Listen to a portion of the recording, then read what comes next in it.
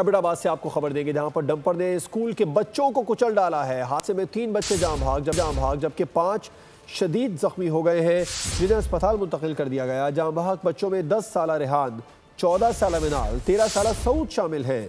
हादसे का शिकार स्कूल के बच्चे सड़क क्रॉस कर रहे थे। हादसा कैंट थाने की हुदूद FBR ऑफिस के सामने पेश आया है। एबटाबाद में डंपर ने स्कूल के बच्चों को कुचल डाला।